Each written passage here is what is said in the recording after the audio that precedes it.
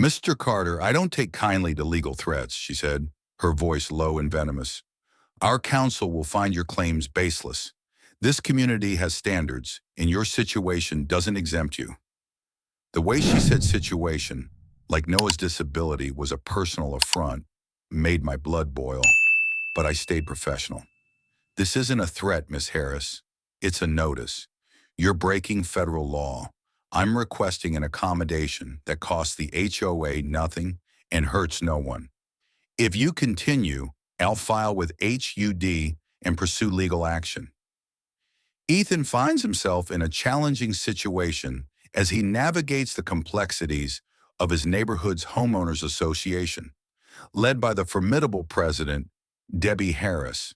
His brother Noah lives with a disability that requires certain accommodations, which Ethan is determined to secure for him. However, Debbie's rigid enforcement of community regulations poses significant obstacles, making it difficult for Ethan to advocate for Noah's needs. His first impressions of the Willow Creek neighborhood were nothing short of enchanting. Lush green lawns, charming picket fences, and tree-lined streets painted a picture of the classic American dream. Each house represented warmth and character, creating a sense of community that Ethan found inviting. As he strolled through the neighborhood, he envisioned a bright future for himself and his brother Noah, imagining a place where they could thrive together. However, lurking beneath this idyllic setting was the reality of homeowners associations, which wield significant influence over community living. While these organizations aim to maintain the neighborhood's charm, they often impose strict rules that can stifle individuality. Ethan soon learned that the HOA president, Debbie Harris, was known for her unwavering adherence to regulations, hinting at potential conflicts ahead. Her reputation for enforcing rules with an iron fist cast a shadow over Ethan's dreams, foreshadowing the challenges he would face as he sought to advocate for Noah's needs in a community that valued conformity over compassion. Ethan's first interaction with Debbie Harris at the HOA office was a stark introduction to her authoritative demeanor. As he entered the sterile, brightly lit room, he was immediately struck by her no-nonsense attitude and unwavering adherence to the HOA rules. Ethan approached her with hope, eager to discuss the need for accommodations for his handicap-accessible van, which he had modified to better serve his brother Noah. However, the conversation quickly took a turn when Debbie misinterpreted the van's presence as a violation of community aesthetics. "Excuse me," he said, sliding the notice across her desk. "There's been a mix-up. My van's not commercial. It's handicap accessible for my brother." Debbie glanced up, her expression suggesting Ethan had interrupted something far more important than a simple neighborhood matter. She scanned the notice, then fixed him with a stare that could curdle milk. "That oversized van has been reported," she said, her voice clipped. "It violates our size limits for personal vehicles, and those mechanical modifications require board approval."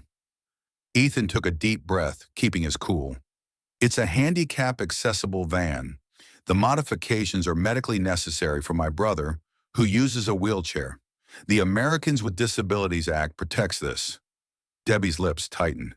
"The ADA doesn't override our bylaws, which you agreed to when you bought your home," she snapped, waving a manicured hand. "You should have requested a variance before parking that thing here. Rules are rules, Mr. Carter." He tried explaining that Noah moved in after he bought the house and that federal law mandated reasonable accommodations, but Debbie was a wall of bureaucratic ice. "You have 48 hours to move it to your garage or park it outside the community," she said, turning back to her screen. "Or it'll be towed, and fines will stack up." Ethan's heart sank as he approached the empty space where his van had been parked, only to be met with the shocking realization that it had been towed. A wave of frustration washed over him, fueled by the knowledge that the van was not just a vehicle. It was a lifeline for his brother Noah, providing essential mobility and independence.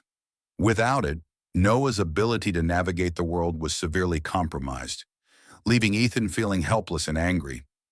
As he rushed to the towing company, his mind raced with thoughts of the financial burden that awaited him. The representative at the company was indifferent, citing the HOA's strict regulations as justification for the towing. "Yeah, we picked up a vehicle from Willow Creek last night," the dispatcher said when Ethan called. "Authorized by Deborah Harris. You can get it back with ID and $275 for towing and storage." Ethan was livid but kept his voice steady. "That's a handicap accessible van for my disabled brother. Towing it without cause violates the ADA. A long pause. "Sir, we just follow orders. Take it up with your HOA, but you owe $275 to get it back." Ethan had no choice. He called a ride share to the towing lot, paid the outrageous fee, and retrieved the van. Noah missed his appointment, costing them both time and an extra copay. By the time they got home, Ethan was done playing nice. Faced with mounting frustration and the emotional toll of his recent experiences, Ethan made the pivotal decision to consult a lawyer. He understood that the Americans with Disabilities Act, ADA, and the Fair Housing Act were crucial legal frameworks that could support his claims regarding the need for reasonable accommodations for his brother Noah. These laws were designed to protect individuals with disabilities from discrimination, emphasizing their right to access housing and community resources. During their meeting, the lawyer provided invaluable support, outlining the legal basis for Ethan's case and helping him draft a demand letter to the HOA. This letter would formally assert his rights and request the necessary accommodations for Noah's handicap-accessible van. With each step, Ethan's determination to fight for his brother's rights grew stronger, despite the challenges that lay ahead. He was resolute in his belief that no one should have to navigate a community that disregarded their needs, and he was prepared to stand up against the HOA's rigid policies to ensure that Noah could live with dignity and independence. After delivering the demand letter, Ethan found himself face-to-face with Debbie Harris in a tense confrontation that would test his resolve. She scoffed at the notion that the ADA and Fair Housing Act applied to their community, insisting that her authority was absolute and that Ethan was overstepping his bounds. "You're breaking federal law. I'm requesting an accommodation that costs the HOA nothing and hurts no one. If you continue, I'll file with HUD and pursue legal action." Debbie stood, smoothing her blazer. "We'll see. The board meets next week. Until then, the rules stand." The night was thick with tension as Ethan received a frantic call from Noah, who spotted Debbie attempting to tow the van once again. A sense of urgency surged through Ethan as he rushed outside, heart pounding. He quickly dialed the police, knowing that this was not just a matter of property, but a blatant violation of their rights under the ADA. As he explained the situation, the dispatcher assured him that officers were on their way. When the police arrived, they assessed the scene and listened intently to Ethan's account, recognizing the legal protections afforded to individuals with disabilities.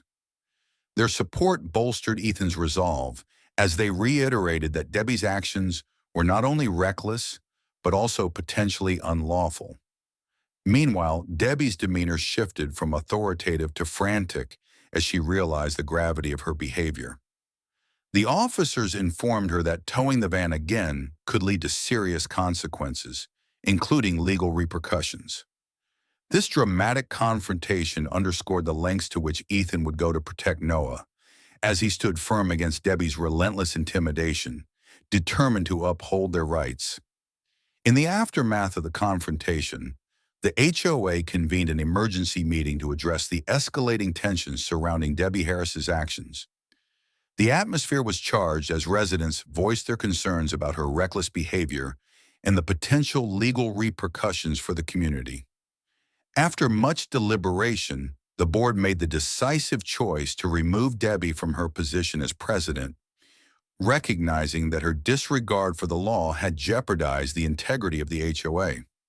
Meanwhile, Debbie faced legal penalties for her actions against Ethan, including potential fines and liability for violating the ADA and Fair Housing Act. This turn of events brought a wave of relief to the community as residents felt a renewed sense of fairness and justice in Willow Creek. Many expressed gratitude for Ethan's courage in standing up against the oppressive tactics that had plagued their neighborhood. With Debbie's removal, the community began to heal, fostering an environment where inclusivity and understanding could thrive. Ethan's fight not only secured Noah's rights, but also paved the way for a more compassionate and equitable future for all residents. Ethan's experience with the HOA serves as a powerful reminder of the importance of understanding and asserting one's rights under the Americans with Disabilities Act. It highlights that standing up against injustice, even in the face of intimidation, can lead to meaningful change. Through his determination to advocate for his brother Noah, Ethan not only secured necessary accommodations, but also inspired others in the community to recognize their own rights. If this story moved, you don't forget to like, share, and subscribe for more powerful tales of resilience and justice. Your support helps us continue to provide valuable insights and stories that resonate with homeowners everywhere. Thank you for watching Work Story, and see you in the next one.